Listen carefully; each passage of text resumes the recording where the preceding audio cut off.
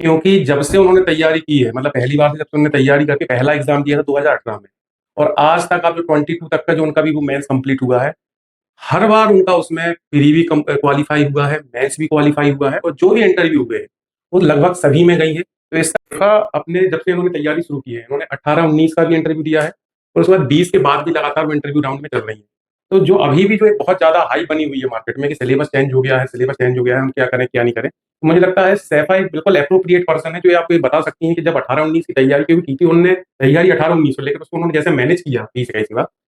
हम प्रीलिम्स और मेंस की तैयारी इतनी कम कीमत पे सर के द्वारा करवाई जा रही है, इतना अच्छा इनिशिएशन सर ने लिया हुआ है कि ज्यादा से ज्यादा लोगों को पीएससी की तैयारी से जोड़ा जा सके ताकि वो समाज के लिए कुछ कर सके, अपना योगदान वो दे सके। तो सर ये तो मैं सबसे पहले तो आपको बहुत बहुत मैं इसके लिए मैं धन्यवाद दूंगी कि आपने मतलब इतना अच्छा इनिशिएशन लिया है हम सभी बच्चों के लिए, हम सभी एस्पिरेंट्स के लिए कि जहाँ जो एक इकोनॉमिकल कंडीशंस होती है, जो एक हर्डल बन जाती है, जैसे मैं अपनी ही बात करूं तो एक आरंभ है जो भी ऑनलाइन में 1500 रुपए या 2000 रुपए में कुछ क्लासेस दे रहे हैं, इन क्लासेस की क्या उपयोगिता आपको समझ में आती है? और ये जो मेरा सवाल उनसे ये है कि बुंदेलखंड क्षेत्र जो है वहां पर इसको लेकर क्या कठिनाइयां देखने को मिलती हैं, और जो लोग आपके माध्यम से हम सभी को सुन पा रहे हैं, देख पा रहे हैं, उनको आप क्या मैसेज देंगे? आए हैं तो आपको पढ़ाई तो करनी है क्योंकि उसका कोई शॉर्टकट नहीं है, मेहनत तो आपको करनी है। थोड़ा सा जैसे कि टाइम कम है तो आप स्मार्ट वे में अपनी तैयारी करिए।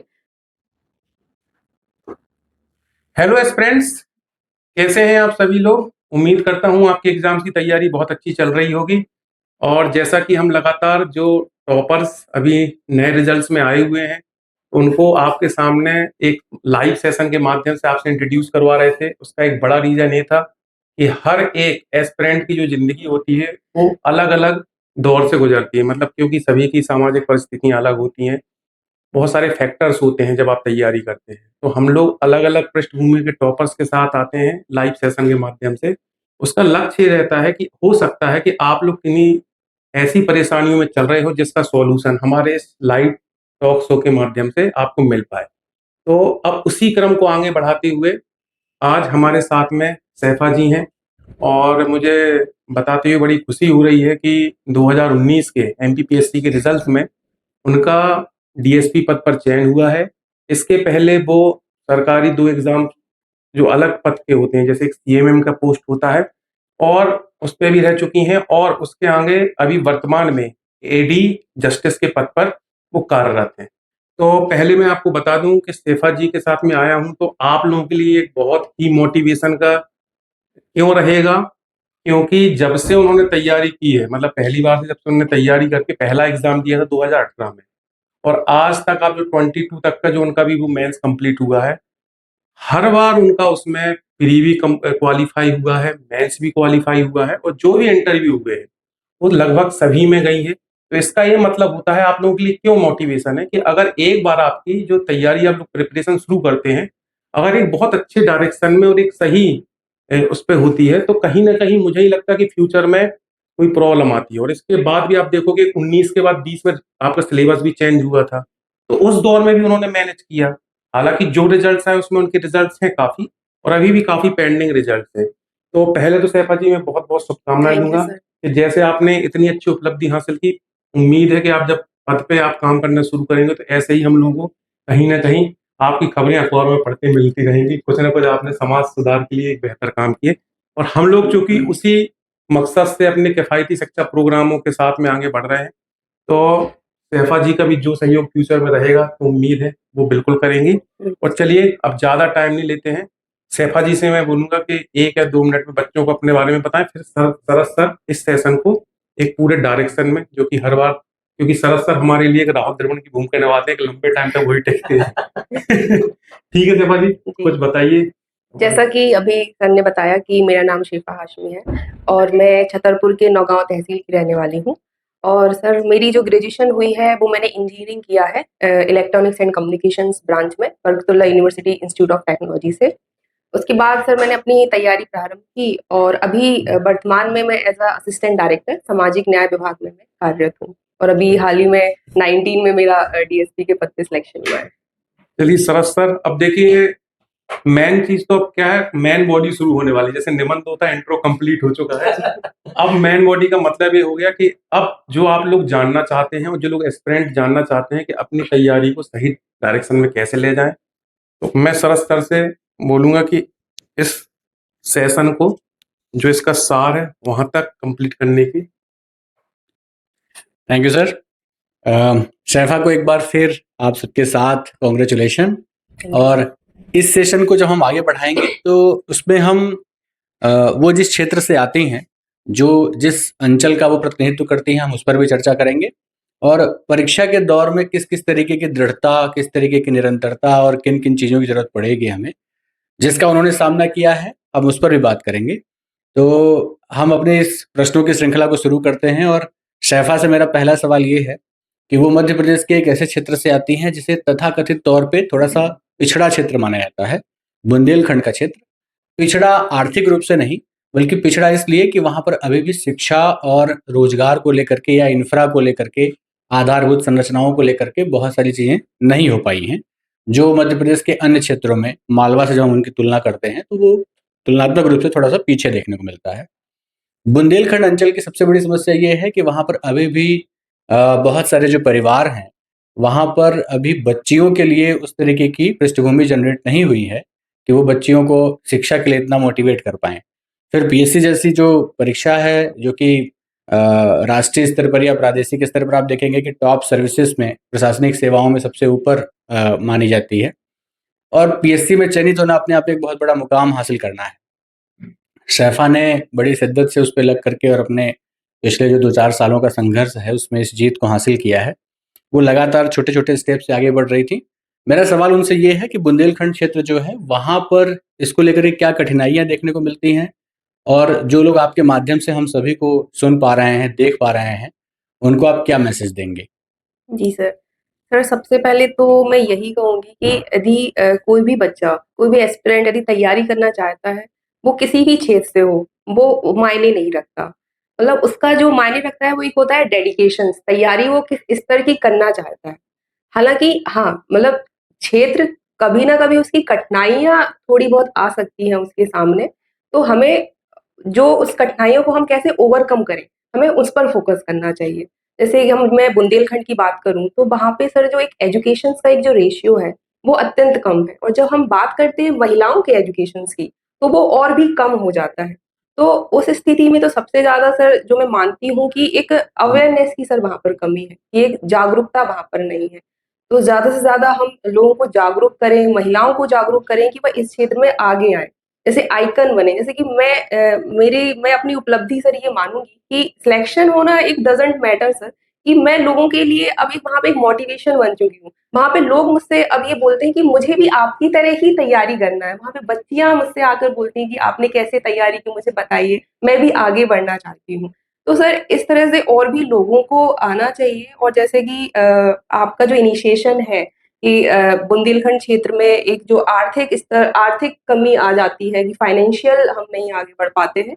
तो जैसे कि अभी सर का भी एक इनिशिएशन बहुत अच्छा है कि वो सबको जोड़ रहे हैं, मतलब फाइनेंशियल किसी की दिक्कत, कोई को अगर दिक्कत है, तो उस स्तर पर वो आराम से अपनी तैयारी कोई बच्चा कर सकता है। तो फाइनेंशियल एक जो हर्डल है, वो उससे हम ओवरकम कर सकते हैं।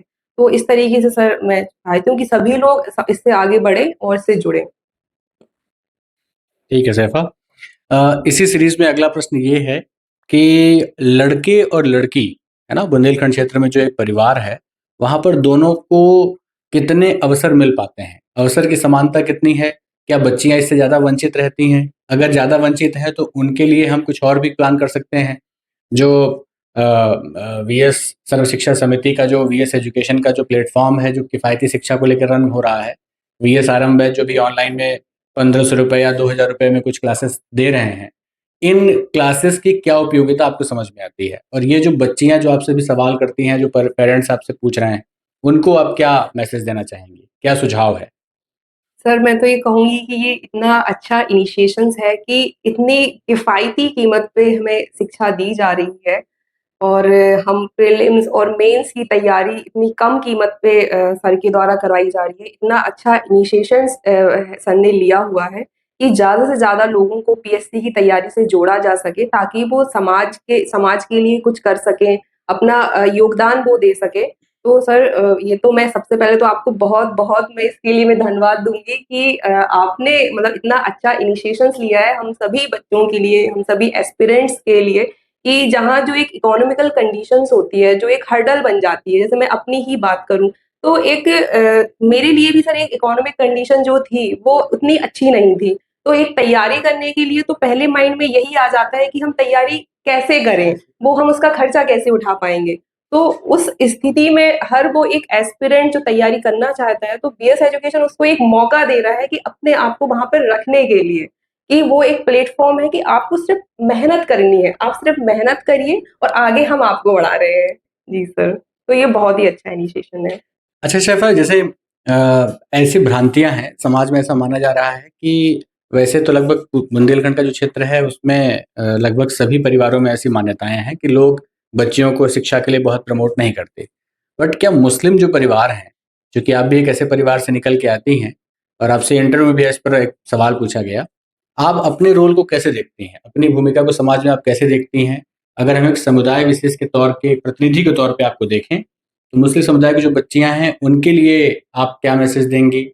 भोपाल में रह करके चूंकि आपने अपना ग्रेजुएशन कंप्लीट किया है और भोपाल में भी अभी भी बहुत बड़ी आबादी होने के बावजूद जो मुस्लिम गर्ल्स हैं, उनका एडमिनिस्ट्रेटिव सेक्टर में बहुत ज़्यादा कुछ ऐसा रुझान देखने को नहीं मिलता। क्या इसकी एक वजह जागरूकता है या कुछ अन्य कारण भी हैं? या अगर आप उनको एनकरेज करना चाहें तो आप उनको क्या कहना चाहेंगी? क्या सुझाव हैं आपके?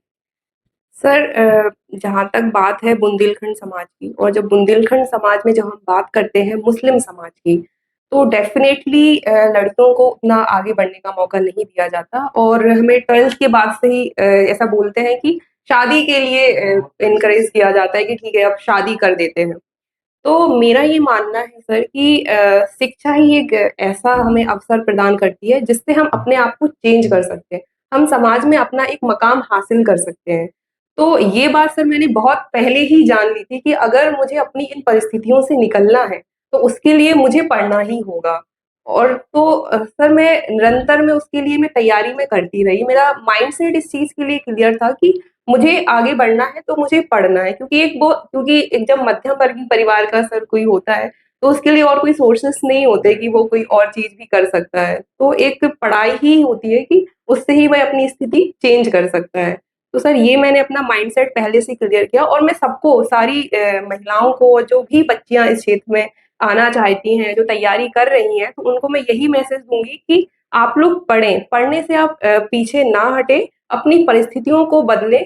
सबके साथ कुछ ना कुछ समस्या होती है, मेरे साथ भी समस्या थी, समस्याओं से घबराएँ नहीं, जो भी चैलेंज आएँ, आप उनके सामने डट जाएँ। तो कोई भी चैलेंज आपके सामने छोटा पड़ जाएगा, आप अपनी ऐसी दृढ़ता दिखाएँ कि चैलेंज छोटा आपके सामने पड़ जाए। जी सर, तो मुझे लगता है कि इस तरह खड़े रहना चाहिए हमें, बिल्कुल, पीछे नहीं बिल्कुल। हटना चाहिए। अच्छा, इस साल का जो कैलेंडर है 2024 का, उसमें प्रीलिम्स की परीक्षा शेड्यूल्ड है 28 अप्रैल को। जो बच्चे इस परीक्षा को दे रहे हैं, उनके लिए आपका क्या सुझाव है? कि जैसा कि अभी 2024 पे सिलेबस भी सर चेंज हुआ है काफ़ी। हाँ। तो मेरा ये मानना है सबसे पहले तो आप अपने आप में कॉन्फिडेंस रखें कि आप कर लेंगे। सिलेबस जब चेंज होता है तो नॉर्मल चीज़ें ये होती हैं कि सफलिंग होती है। जैसे 80% सिलेबस तो एज़ इट इज़ ही होता है सर, और 20% चेंज होता है। तो क्या होता है कि बहुत सारे एस्पिरेंट उसको देख के घबरा जाते हैं कि शायद अभी इतना बहुत ज़्यादा ये चेंज हो गया, इसमें चेंजेस आ गए। तो सबसे पहले तो अपने ऊपर कॉन्फिडेंस रखें, क्योंकि यदि आप पीएससी की तैयारी करने का अगर आपने सोच लिया है, तो आप योद्धा आप हो, आप लड़ना है आपको हर चीज़ से, तो सिलेबस से भी आपको लड़ना है।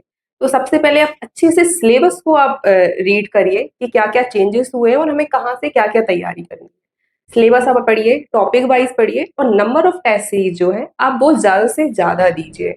जितना आप नंबर ऑफ टेस्ट सीरीज़ देंगे, तो आपका कॉन्फिडेंस उससे क्या होगा, ज़्यादा से ज़्यादा बिल्डअप होगा कि मैंने जो पढ़ा है, मेरी तैयारी जो है वो सही डायरेक्शंस में है। और खुद पे आप प्लीज़ अपने आप पे बहुत कॉन्फिडेंस रखिए, डेफिनिटली आप क्रैक कर जाएँगे। Thank you Saifai.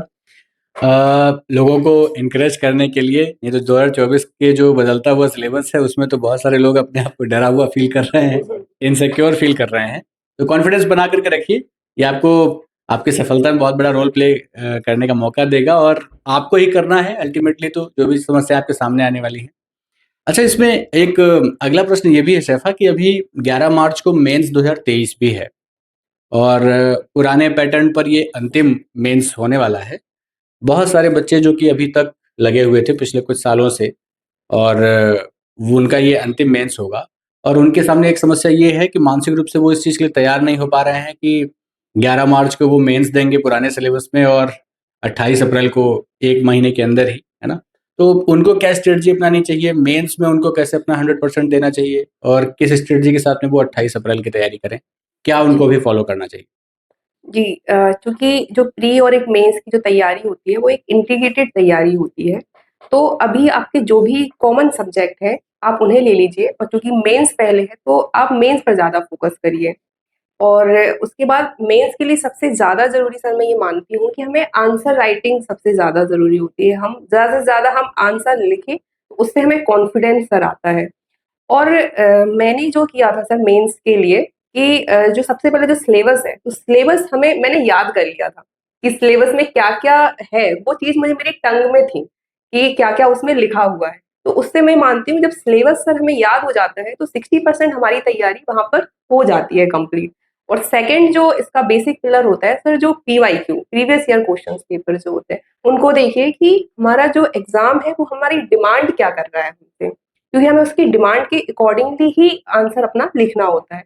तो वैसे ही अपनी तैयारी करिए, एक स्मार्ट वे में तैयारी करिए। देखिए सफलता का कोई शॉर्टकट नहीं होता है, मेहनत तो सर हमें करनी ही होती है, लेकिन जब हम मेहनत के साथ जब हम स्मार्ट वे में तैयारी करते हैं, तो हमें उसका जो आउटपुट मिलता है, वो बहुत अच्छे वे में मिलता है। तो आप ऐसा करिए और दूसरी चीज़ मैं ये कहूँगी कि जैसे कि 3 मार्कर्स का अभी बहुत ज़्यादा मेंस में रोल हो गया है और हमारी मार्किंग भी 3 मार्कर्स के अकॉर्डिंग ज़्यादा होती है। तो उस पर आप ज़्यादा फ़ोकस करिए और जैसे कि सर जो मेंस में जो सिलेबस होता है उसका जो एक-एक वर्ड होता है, तो उसके बारे में आपको पता होना चाहिए। तो मैंने क्या किया था कि पूरे जो 4th पेपर होते हैं तो उसकी सर मैंने एक पूरी कॉपी अपनी तैयार कर ली थी कि हर एक वर्ड का जो मीनिंग है, उसको मैंने एज़ अ 3 मार्कर्स अपनी कॉपी में लिख लिया था। तो मेरे अंदर ये कॉन्फिडेंस डेवलप हो गया था कि क्वेश्चन कुछ भी आएगा मैं उसको अटेम्प्ट कर लूँगी। तो मेनली जो एक कॉन्फिडेंस होना ये जो है सर मैं मानती हूँ बहुत ज़रूरी है हमें मेंस की आंसर राइटिंग के लिए।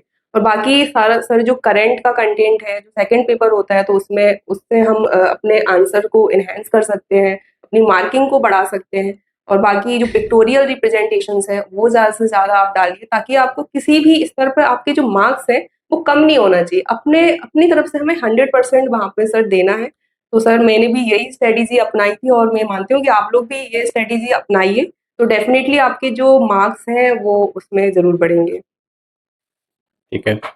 अच्छा, कई बच्चे ऐसे हैं जो कि उनका क्वेश्चन ये रहता है कि हमें कितने टेस्ट लगाने चाहिए, प्रीलिम्स के लिए या मेंस के लिए? आपके हिसाब से कितने सफिशिएंट होंगे? सर जैसे मैं पहले ही कहा है कि ये अपनी तैयारी पे डिपेंड करता है कि नंबर ऑफ टेस्ट हमें लगाना है। अगर हमने जो टॉपिक पढ़ा है और हमने उसके टेस्ट लगाए और वो हमें कॉन्फिडेंस आ गया कि ये चीज़ हम कर लेंगे, ये चीज़ मुझसे हो जाएगा, तो उसके पीछे भागने की ज़रूरत नहीं है। मेनली हमें कॉन्फिडेंस होना चाहिए कि ठीक है, अब मैंने ये पढ़ लिया, देन मैं अब इससे जो भी आएगा मैं उसको कवर अप कर लूँगा। तो वो कॉन्फिडेंस जिस भी टॉपिक में आ जाए, तो फिर हमें उसके लिए फिर टेस्ट की ज़रूरत नहीं है। फिर आप आगे अगले टॉपिक पे आप मूव कर सकते हैं। ठीक है। इस श्रृंखला का अंतिम प्रश्न मेरी ओर से सैफा से कि जो बच्चे 12th के बाद या ग्रेजुएशन के बाद प्रिपरेशन के लिए आते हैं पीएससी, यूपीएससी या इस तरह की कॉम्पिटिटिव एग्जाम्स के लिए, वो कई बार कंफ्यूज्ड होते हैं कि मतलब वो कैसे अपना डिसीजन लें, है ना? तो उनके लिए कुछ सुझाव कि वो क्या सोचकर क्या चीज़ उनको अट्रैक्ट करती है, प्रशासन किस तरीके से लोगों को अपनी तरफ अट्रैक्ट करता है ना? और वो किस मोटिवेशन के साथ में यहाँ आए। नए लोग जो आने वाले हैं तैयारी के लिए, कई बार पुराने लोग जो लोग होते हैं जो एग्जाम अपीयर कर रहे होते हैं वो उनको ये बताते हैं कि नहीं ये एग्जाम तो पिछले 5 साल से हो ही नहीं रहा है। हाँ। 87 और 13% का रिजल्ट आ रहा है, तो जी। कंटिन्यूटी नहीं है, तो कोर्ट केस लग रहा है। तो कई लोग तो व्यंग मारते हैं पीएससी पर कि पीएससी की परीक्षा जो है वो 3 चरणों में नहीं 7 चरणों में होती है ना? कि प्रीलिम्स के बाद हाई कोर्ट का केस लगेगा, फिर रिजल्ट आएगा, फिर मेंस, फिर कोर्ट का केस, तो ऐसी चीजें हैं। तो नए बच्चे जो आपको सुन रहे हैं उनके लिए आपका क्या मैसेज है? जी, डेफिनेटली इन सब चीज़ों से सर थोड़ा तो डीमोटिवेशन होता है, मुझे भी हुआ था। लेकिन बस यही है कि जब हमारा एम क्लियर होता है कि हमें करना क्या है और हम इस फील्ड में क्यों आना चाहते हैं। मेरा नए बच्चों के लिए ये है कि आप किसी चीज़ से अट्रैक्ट ना हो, मतलब आपको यदि लग रहा है आप यहाँ क्यों आना चाहते हैं, तो आपका वो क्यों अगर क्लियर है, तो डेफिनेटली आप यहाँ पर आइए और अपनी मेहनत से आप लग जाइए। पीएससी एक ऐसा एग्ज़ाम है, जो कभी आपको निराश नहीं करेगा। उसका रिजल्ट आपको अंततः ज़रूर मिलेगा। अभी थोड़ी प्रोसेस सर ऐसी चल रही है कि थोड़ा डिले हो रहा है, लेकिन अंततः आपको उसका परिणाम ज़रूर मिलेगा। तो आप डेफ़िनेटली अपनी लगन और शिद्दत के साथ आप मेहनत करिए। कुछ चीज़ें जो होती हैं वो ऊपर वालों के हाथ में होती हैं, ठीक है? तो फिर उसके लिए ज़्यादा ज़रूरी है कि हम अब जो हमने कर्म किया है हम उस पर रहें, हमें फल की चिंता नहीं करना चाहिए। बस आप निरंतर कर्म करिए, तो मैं इसके लिए मैं 100% गारंटी दे सकती हूँ कि आपका सिलेक्शन ज़रूर होगा और आउटपुट आपको उसका ज़रूर मिलेगा। Thank you Shifa, thank you इस सेशन के लिए। प्रश्नों की श्रृंखला को मैं यहीं पे रोकता हूँ और शेफा का सिलेक्शन डीएसपी पद के लिए हुआ है। वो गर्ल्स का जो ग्रुप है डीएसपी वाला उसमें सेकंड नंबर पे हैं। ओवरऑल उनकी 8th रैंक है और अभी वो प्रेजेंट में सहायक संचालक सामाजिक न्याय विभाग में पदस्थ हैं। और हम उम्मीद करते हैं कि 2022 का जो रिजल्ट आएगा वो उसमें डिप्टी कलेक्टर होंगी और हमारे साथ ऐसे ही बैठ करके एक अगला सेशन भी करेंगी। ठीक है, तब तक के लिए आप लोग अपना मोटिवेशन मेंटेन करके रखें। आपके कोई सवाल होते हैं या कुछ भी इस तरीके का कोई आपके सामने कोई कठिनाई पैदा होती है आपको तैयारी में, आप बिल्कुल हमसे जुड़ सकते हैं। तब तक के लिए मेरी तरफ से मेरे सब जो सवाल हैं वो समाप्त हो चुके हैं। मैं अगले सेशन के लिए विक्रम सर को इनवाइट करता हूँ। Thank you, thanks a lot. Thank you sir, एक सेशन को एक मूल आधार प्रदान करने के लिए। और मेरे ख्याल से मैक्सिमम क्वेश्चन जो हो सकते थे वो कर लिए गए हैं। बस 1-2 प्रश्न मेरे रहेंगे, क्योंकि हम लोगों के इस सेशन का लक्ष्य टू द पॉइंट है। बहुत ज़्यादा हम लोग इस पे डिस्कशन वाले पॉइंट में नहीं आते हैं, क्योंकि आप लोगों का भी टाइम बहुत कीमती रहता है। तो अब मैं इसका एक जो इम्पोर्टेंट क्वेश्चन जो मेरे माइंड में आ रहा है काफ़ी देर से, कि शेफा अपने जब से इन्होंने तैयारी शुरू की है, इन्होंने 18-19 का भी इंटरव्यू दिया है और उसके बाद 20 के बाद भी लगातार वो इंटरव्यू राउंड में चल रही है। तो जो अभी भी जो एक बहुत ज़्यादा हाइप बनी हुई है मार्केट में कि सिलेबस चेंज हो गया है, सिलेबस चेंज हो गया है, हम क्या करें, क्या नहीं करें। तो मुझे लगता है सैफा एक बिल्कुल एप्रोप्रिएट पर्सन है, जो ये आपको ये बता सकती हैं कि जब 18-19 की तैयारी क्योंकि की थी उन्होंने तैयारी 18-19 को, लेकिन उसको उन्होंने जैसे मैनेज किया 20-21 के बाद। तो आप सैफा जी स्टूडेंट्स को ये राय दीजिए कि भाई अभी जैसे आपने उस दौर में किया होगा वही मेरे ख्याल से अभी भी ही करना होगा, प्रोसेस तो सेम ही है। जी सर। कुछ ऐसे आप ट्रिक बोलें या कोई सुझाव बोलें जो भी आपको लगता हो, क्योंकि एक प्रश्न जो अभी चल रहा है ना बहुत बड़े स्तर पर चल रहा है और आप इसलिए अप्रोप्रिएट है क्योंकि उस दौर में भी 18-19 में भी आपने इंटरव्यू दिया था और जी। उसके बाद भी 20-21 के बाद भी सेम है। तो मतलब आपने जो स्विचिंग की है ना वो बहुत अच्छी की है स्विचिंग। इसलिए बच्चों को आप बताइए अभी जैसे नया सिलेबस आ गया तो जो एक हड़कंप मचा हुआ है पूरे तरीके से जी। उसको कैसे मैनेज करें, या क्या कोई राय हो? नए बच्चों को कैसे फायदा नए बच्चों को कैसे उसको मिलेगा? सर जी सर, वही 19 के बाद जब सिलेबस चेंज हुआ सर 20 में, तो उसके बाद थोड़ा-सा तो सर ऐसा लगा कि सिलेबस चेंज हुआ है।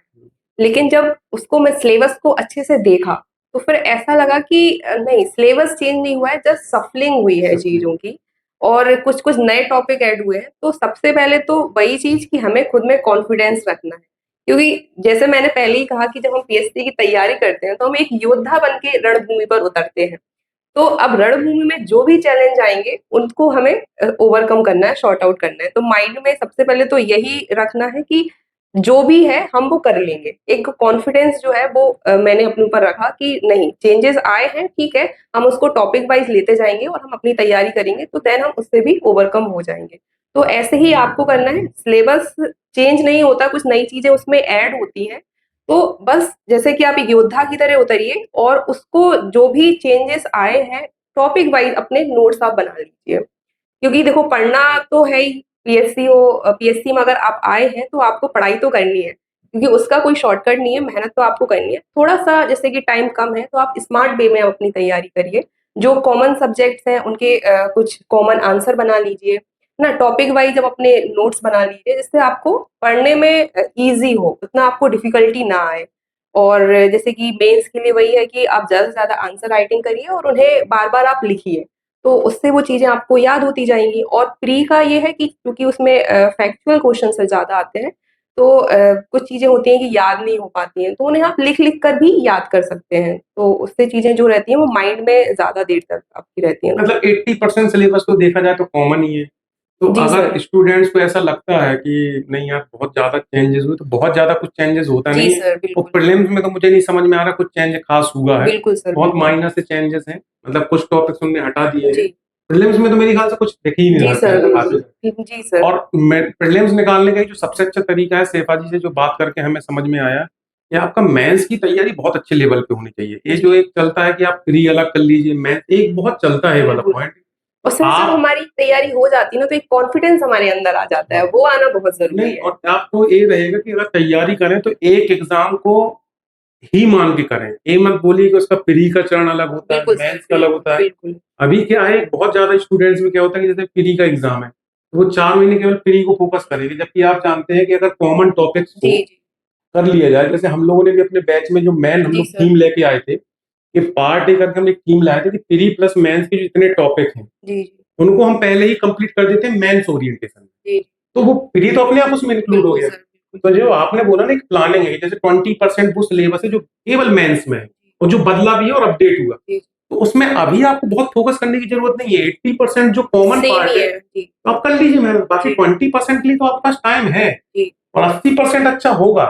आप ही बताइए, मेरे ख्याल से आपके भी जो मार्क्स आए 850 मार्क्स के जी, अराउंड, जी, सर। तो वही 60% के 80% तो सिलेबस सेम है, तो अब उसमें अगर 60% लाना है, तो मेरी ख्याल से अगर 80% बहुत भी अच्छा है, तो जो 20% का पार्ट है वो आप फ्री के बाद भी आप 1 महीने में जी, कवर कर सकते हो बहुत बिल्कुल अच्छे सर। से। तो कुल मिला के इसका जो सारांश है सारे है कि अभी आपको इतना घबराने की जरूरत नहीं है। 1-2 महीने में बहुत सारे बुक्स भी आ जाएंगी, बहुत सारे प्लेटफॉर्म्स आपको कुछ ना कुछ अवेलेबल करा देंगे। हम और सरस सर भी इस पे लगे हुए हैं बिल्कुल। कि 1 महीने के अंदर एक बहुत अच्छी पीडीएफ फॉर्म में कुछ ना कुछ दे दिया जाए। तो जो कॉमन पार्ट है आप उसको बहुत अच्छा कर लीजिए, और सिलेबस रीअरेंज हुआ है, हम और सरस सर ने इस पे बहुत विस्तृत वीडियो भी बनाया है, मतलब 1 सवा घंटे का लेक्चर था अपने इसमें, तो आप लोग कर सकते हो उसमें।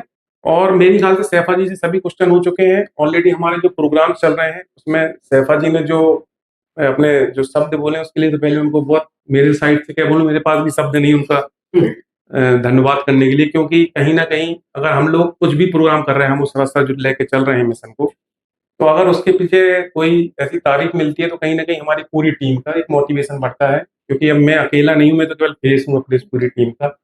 लेकिन सभी के लिए जो उन्होंने शब्द बोले निश्चित ही कहीं ना कहीं भावुक करने वाले हैं, और बुंदेलखंड की पृष्ठभूमि से वो आ रही हैं, क्योंकि ये चूंकि कहीं ना कहीं मेरा जुड़ाव रहा है, हालांकि जाना आना कम रहता है, लेकिन जुड़ाव है, तो मैं जानता हूँ इस क्षेत्र में परिस्थितियां क्यों, क्योंकि मेरी फैमिली मेंबर हैं जो इस चीज से निकली हुई हैं, और क्या प्रॉब्लम्स हुई हैं वो मैंने देखी हैं बचपन से। तो सैफा मेरी ख्याल से सभी क्वेश्चंस तो सरस सर के थ्रू हमने कर लिए थे, बाकी कुछ इंटरव्यू के अगर विशेष अनुभव हो, कुछ अगर पॉइंट्स ऐसे हो कि हाँ, अभी क्योंकि इस कैलेंडर में भी बहुत सारे बच्चे इंटरव्यू देंगे, बहुत सारे इंटरव्यू अगर है आपको 21 पे, कुछ ऐसा आपको लगे जी, कि जी। जो आपने दिए थे जिसमें आपका नहीं हुआ था, फिर जब आपका हुआ है, फिर जब आपने अपडेट किया अपने आप को, जी, जी। तो कुछ ऐसा पॉइंट हो जो काम आए स्टूडेंट को। जी सर, मैं बिल्कुल बताना चाहूँगी। मैं सबसे पहले तो यही कहूँगी कि इंटरव्यू के लिए अपने ऊपर भरोसा रखने की बहुत ज़रूरत है। आप कॉन्फिडेंट रखिए, मतलब क्वेश्चंस कुछ भी हो सकते हैं, लेकिन बस ये है कि आपको कॉन्फिडेंटली होके अपना आंसरिंग देनी है। जब मेरा फर्स्ट इंटरव्यू था 18 में, तो शायद मुझे लगता है कि मेरे अंदर थोड़ी कॉन्फिडेंस की कमी थी। मैं उतनी कॉन्फिडेंट नहीं थी, जिस कारण शायद मुझे इंटरव्यू में कम नंबर मिले। और जब मेरा सेकंड इंटरव्यू था, तो इसमें मैंने अपने कॉन्फिडेंस में बहुत वर्क किया उसमें, और मैंने जब मैं यहाँ आरएम सिविल सर्विस में आई और मैंने यहाँ पे मॉक इंटरव्यू दिए, तो मुझे शरद सर के द्वारा भी काफ़ी बहुत अच्छा सजेशंस दिए गए, टिप्स दिए गए, जो मैंने उसको अप्लाई किया अपने ऊपर, और मैंने अपने कॉन्फिडेंस को इंक्रीज़ किया। और जैसे सर ने बोला कि आप मिरर प्रैक्टिस आप ज़्यादा से ज़्यादा करिए, तो मैंने उस जो भी सर ने टिप्स दिए, मैंने उसको ज़्यादा से ज़्यादा अपने ऊपर अप्लाई किया, और जो कहीं न कहीं मेरे जो सर एक मेन इंटरव्यू था, उसमें भी बहुत ज़्यादा उसने मुझे प्रॉफ़िट किया। तो बस यही है कि आप किसी भी जहाँ पर भी आप मॉक इंटरव्यू दे रहे हैं, उसपे अपना आप ट्रस्ट बनाकर रखिए कि जो आपके मेंटोर्स हैं, जो आपके जो वो सजेशन दे रहे हैं, तो वो आपके लिए है और उसको अप्लाई करना है। आप नंबर ऑफ मॉक इंटरव्यू पर मत जाइए कि आप ज़्यादा से ज़्यादा मॉक इंटरव्यू दे रहे हैं। तो उसमें क्या होता है कि सजेशंस आपको इतने ज़्यादा मिल जाते हैं कि कंफ्यूजन। आपको क्या, हाँ, क्या करना है, तो वो आप नहीं कर पाते हैं। तो बस यही है, और अपने ऊपर बस आप भरोसा ज़रूर रखिए, कॉन्फिडेंट रखिए कि आप प्री मेंस निकाल के आप यहाँ तक पहुँचे हैं, तो कहीं न कहीं कुछ तो क्वालिटीज़ आप में सही। है, और वहाँ पर जो भी बैठे होते हैं वो बहुत अनुभवी होते हैं। तो अब जैसे भी हैं, आप वैसे अपने आप को दिखाइए, अपने आप को बनाइए मत आप। मतलब अपना जो एक ओरिजिनल व्यक्तित्व है वो आपको दिखाना है वहाँ पे, उसको चेंज मत करिए। और बाकी अब कॉन्फिडेंट रहिए। तो बस मेरा तो यही अनुभव रहा है इंटरव्यू को लेके, ये सारी चीजें मैंने की हैं। मतलब सैफा जी का जो मैं कंक्लूजन समझ पा रहा हूँ, उन्होंने जो बताया आप लोगों को कि क्या है, आप जहाँ भी किसी से भी जुड़ते हैं, किसी भी मेंटर से एमपी में, क्योंकि अलग-अलग शहरों से हर कोई यहाँ नहीं आ सकता जहाँ हम लोग करते हैं, तो उन पे ट्रस्ट बना के रखें। और बहुत ज़्यादा इंटरव्यू, बहुत सारे मेंटर्स, हम किसी मेंटर्स को खराब नहीं बोल रहे हैं। बात क्या होती है कि सबका एक व्यू होता है अलग टाइप का। तो जब आप 9 टाइप के मेंटर्स को कर लोगे, मान लीजिए आपने 9 अलग जगह सेशन दिए, तो वो जो 9 टाइप की प्रतिक्रिया है वो अंत में मैच हो जानी है दिमाग में, क्योंकि आप उसको लिखते तो हो नहीं कहीं। तो सर तो जब आप मेन इंटरव्यू देने जाते हो ना, ये हमने प्रॉब्लम देखी है बहुत बच्चों की, जो बहुत ज्यादा गए हैं ना, वो ना कहीं कंफ्यूज हो गए वहां सामने, क्योंकि अगर वही क्वेश्चन सामने आ गया और आपके दिमाग में 9 आंसर चल रहे हैं, तो आप क्या आंसर दोगे आपको ही पता है। वो खिचड़ी बनती है कुल मिला के, अगर देखा जाए। बिल्कुल। तो कुल मिला के सैफा जी के अनुभव से इसमें ये बोल सकते हैं कि भाई, आपको अगर एक मेंटर कोई ऐसा मिल जाए, जैसे सरस सर मिले सैफा को, तो उन्होंने उसको फॉलो करते हुए आप 4 जगह सेशन जरूर दो, और वहां नंबरों की चिंता मत करो। अगर आपको ही लगता है कि आपको जी। जो मेंटर मिल गए हैं वो बिल्कुल सफिशियंट है, क्योंकि इसके पहले भी पिंकी जी भी आई, तो उन्हें हाईएस्ट मार्क्स इंटरव्यू में पाए थे, तो उनका भी यही था कि वो हम कहीं गए ही नहीं, मेंटर से भी एक बार आपने फॉलो कर लिया, क्योंकि इतना कुछ करने के लिए रहता नहीं है। बस आप मौका दीजिए कि आपका कॉन्फिडेंस बना रहे, तो उसके लिए टिप्स दी जाती हैं। सभी मेंटर्स अच्छे हैं मध्य प्रदेश में जो सीनियर इस स्तर पे काम कर रहे हैं, लेकिन बात यह है कि ज्यादा राय मत लीजिए, मौक अपने केवल कॉन्फिडेंस के लिए दीजिए, लेकिन 1 या 2 मेंटर्स को ही फॉलो करके आगे बढ़े। तो चलिए, इंटरव्यू से रिलेटेड भी जो पॉइंट थे, मेंस का तो सैफा जी ने बता ही दिया है, और प्रीलिम्स के लिए तो भी करीब-करीब सब कंप्लीट हो गया, और जो सिलेबस चेंज हुआ है उसके भी हम लोगों ने डिस्कशन कर लिया है। तो चलिए, इस सेशन को हम लोग एंड करते हैं। जिन लोगों को डाउट हो, कमेंट बॉक्स में जहां भी आप वीडियो देख रहे हो वहां पे आप पूछ सकते हैं, हम लोग उस पे आंसर देने की पूरी कोशिश करेंगे। और सैफा जी से जैसा हमारा चर्चा ही हुई है कि फ्यूचर में अगर हमारे कुछ भी किफायती प्रोग्राम, शिक्षा प्रोग्रामों में अगर उनका सहयोग लगेगा, और हम तो ये बोलते हैं कि आप जहाँ भी पोस्टेड हो, अगर वहाँ ऐसे बच्चों को कोई प्रॉब्लम आती है, बिल्कुल सर, तो बिल्कुल। बिल्कुल हम लोग उसी मिशन को लेकर चल रहे हो, क्योंकि सरस सर इतनी व्यस्तता के बाद हमारे साथ इसमें चल रहे हैं, तो ये हमारे लिए भी बहुत बड़ी बात है, क्योंकि वो भी एक अनुभवी हैं, और लगातार जो मेंटर्स हमारे मंच पे आ रहे हैं वो कहीं न कहीं डायरेक्ट इनडायरेक्ट फॉर्म में हमें सपोर्ट कर रहे हैं। तो उन सभी का भी धन्यवाद जो पहले आ चुके हैं। और सैफा जी जब कहीं भी जाएँगी, तो आप मानिए हमारी पूरी टीम आपके एक बार कहने पे, अगर ऐसा लगता है कि कोई बहुत ज़्यादा मजबूर है, हालाँकि हम लोग टेस्ट के थ्रू ही लेते हैं, हमारा एक जी। पैरामीटर रहता है, क्योंकि टेस्ट ये डिसाइड करता है कि वो इस एग्ज़ाम के लिए प्रतिबद्ध है कि नहीं। हम टेस्ट इसलिए लेते हैं। बाकी अगर कोई बहुत मजबूर है, टेस्ट के बाद भी नहीं आता, तो कहीं न कहीं हम लोग मदद करते हैं, चाहे बुक्स से लेके हो, चाहे क्लासेस को लेके हो। तो सैफा जी, बहुत आपका धन्यवाद है कि आपने टाइम दिया, थैंक यू क्योंकि सर। कहीं न कहीं व्यस्तता बैक टू बैक चल रही है, और भविष्य के लिए आपको बहुत शुभकामनाएँ। Thank you so much. और हम लोग जहाँ भी आपको लगते हैं कि हम लोगों का सहयोग लगेगा, तो आप हमारे मंच पे ज़रूर आइएगा। हम आपके लिए, अगर किसी शहर में आपको लगती है ज़रूरत, तो हम लोग सर, उस शहर पे बिल्कुल सर, मैं अवेलेबल रहूँगी आपके लिए, बिल्कुल। चलिए, ये तो सैफा जी ने बहुत अच्छी बात बोली है। ठीक है, अब हम लोग सेशन यहाँ एंड करते हैं, क्योंकि अब बातों का दोहराव ही होगा। हम लोग क्वेश्चंस खत्म हो चुके हैं यहाँ पर। तो सभी स्टूडेंट्स को बहुत शुभकामनाएँ। 24 बदला है, चेंज नहीं, सॉरी, अपडेट हुआ है, जी। बदला नहीं है। तो आप लोग पूरी शिद्दत से तैयारी कीजिए। हमें उम्मीद है फ्यूचर में आप भी हमारे साथ लाइव सेशन में जुड़ेंगे इसी तरीके से। सैफा जी, जी, धन्यवाद थैंक आपका। You sir.